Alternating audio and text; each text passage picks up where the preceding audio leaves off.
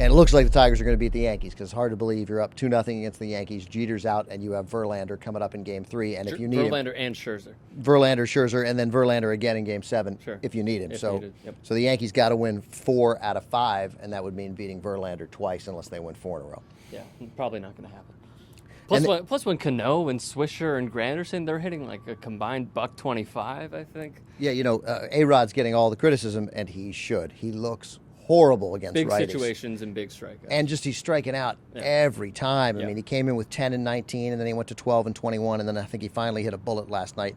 I don't know actually what happened in his last at bat. I think he ended 0 for 3. Did you? I actually didn't see the end of the game, but through the 7th inning, he was 0 for 3, and he'd struck out 12 times in 22 at bats, 2 for 22, and looked bad. I mean, he just against righties, he just looks bad, and against hard sliders, he's not seeing them. He's late. He looks terrible. And that willingness when they pinch hit for him, I think the second time, when Girardi batted for him the second time, and he looked to the bench like he knew it was coming. They talked about it on TBS, but I thought it was so telling, too. He looks at Girardi and he goes, Chavi? Like you're going to bat Chavi for me, right? And he comes back. And, and I mean, and the Yankees on the hook for him for over $110 million through 2017. I mean, it was a terrible contract then. They have won one World Series with him in 2009 since he re-signed. But are we to believe that they wouldn't have won the World Series with a different third baseman? Because it's still the Yankees. They would have gone out and gotten somebody else to play third base. It was a mistake. It was a foolish contract, and it just shows how smart the St. Louis Cardinals were. Maybe Torrey Wilson isn't giving him enough sex that he's not hitting. I'm not familiar with who Torrey Wilson is. Is he a girl? Is she a girl? Yeah, he's a girl. All right. Yeah. I thought you were breaking some news there about A-Rod. Breaking news, he can't hit. Yeah, look, here's the thing. I mean, this is not complicated. He needs steroids. I mean, that's it. It's obvious. It's not, I mean, and the Yankees were foolish for What did he hit during the regular season? It couldn't have been 2 seasons. I think he hit 16, 17 home runs. He almost identical to last year. He missed a bunch of time. He's a competent player. He's a better than average hitter, especially at third base, which is not an easy position to fill.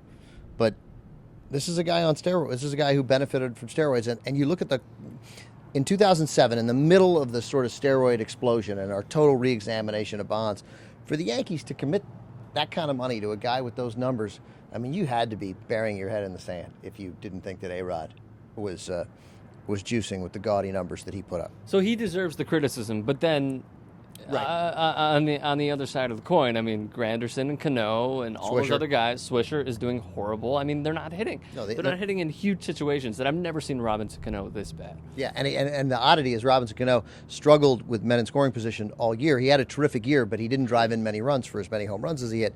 And then toward the end of the season, like the last 10 days of the season, when the Yankees, ended the year strongly, held off the Orioles, who also finished the year strongly. Yeah.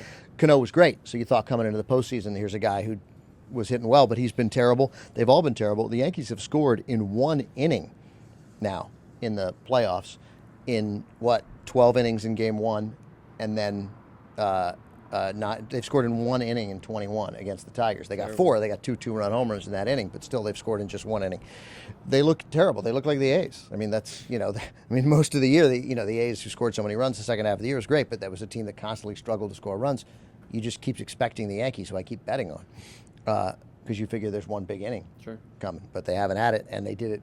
If they'd faced Verlander, it'd be one thing, but to struggle like this against Doug Fister and Anibal Sanchez, who were great, no question, but again, you Yankees in a very tough situation now coming up, and I suspect they're done.